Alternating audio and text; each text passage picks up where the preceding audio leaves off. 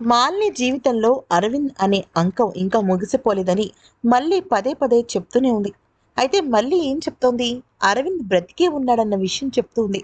అయితే అరవింద్ బ్రతికి ఉన్నాడన్న సంకేతాలు మాలిని కన్నా ఎక్కువగా మల్లీకే కనిపిస్తుండడం ఒక రకంగా మల్లీకి అదృష్టమైనప్పటికీ మాలిని మాత్రం అది నమ్మశక్య విషయంగా కాకుండా చేసుకుంటోంది.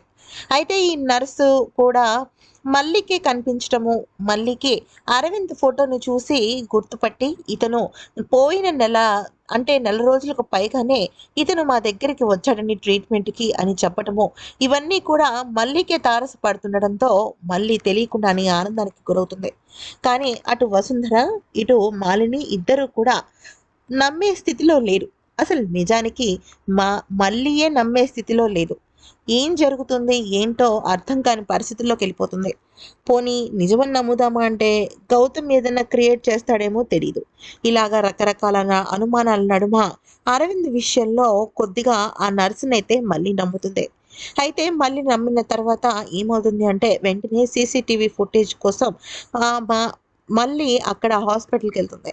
అయితే హాస్పిటల్‌లో సీసీటీవీ ఫుటేజ్‌లో అరవింద్ మొహం కొంతవరకు కనిపిస్తుంది. కానీ అరవింద్ చేతికి ఉంగరాలు, అరవింద్ వేసుకున్న బట్టలు ఇవన్నీ కూడా అరవిందేనని మళ్ళీ గుర్తుపడుతుంది.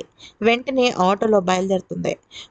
మాలిని ఇంటికి వెళ్ళి మాలినితో అక్క సీసీటీవీ ఫుటేజ్‌లో అరవింద్ బాబు గారు బ్రతికే ఉన్నారన్న విషయం అర్థమవుతోంది. ఖచ్చితంగా నువ్వొచ్చి చూస్తే నువ్వింకా గట్టిగా బలంగా నమ్ముతావు.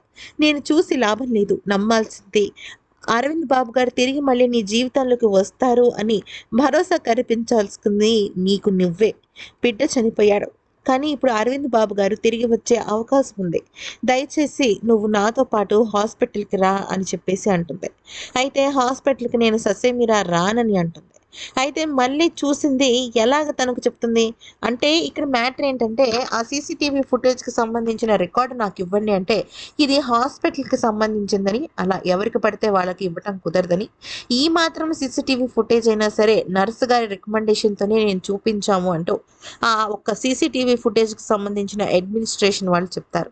అయితే ఈ అన్నిటిని కూడా మళ్ళీ మాలినికి చెప్తే మాలిని కొంతవరకు డైలమాలో ఉంటుంది. అంటే మాలినికి ఎలా ఉంటుందంటే తన మనసు అరవింద్ బ్రతికే ఉన్నాడు అన్న విషయం తెలిసి హ్యాపీ ఫీల్ అవుతుంటుంది.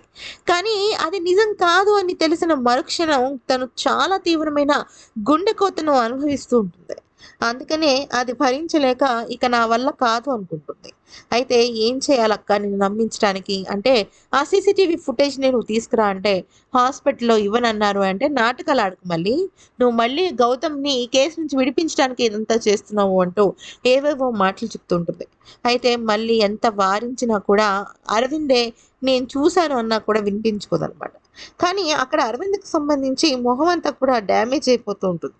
అయితే మల్లికి కూడా కొంత అనుమానాలు ఉన్నప్పటికీ కూడా ఎలాగైనా సరే అరవింద్ చేతి ఉంగరాలు, అరవింద్‌కి సంబంధించిన ప్యాంటు, బట్టలు ఇవన్నీ మ్యాచ్ అవ్వడంతో ఇక ఖచ్చితంగా అది అరవింద్ అని ఎలాగైనా మాలినికి చెప్పి ఒప్పించాలని అనుకుంటుంది. కానీ అటు మాలిని, ఇటు వసుంధర ఇద్దరూ కూడా మళ్ళీ మాటలు కనీసం ఒక్క క్షణం కూడా వినరనమాట. కానీ ఇప్పుడు మళ్ళీ చేయబోయే నెక్స్ట్ ప్లాన్ ఏంటి అంటే, ఇప్పుడు అరవింద్ అయితే ఆ హాస్పిటల్‌లో లేడు.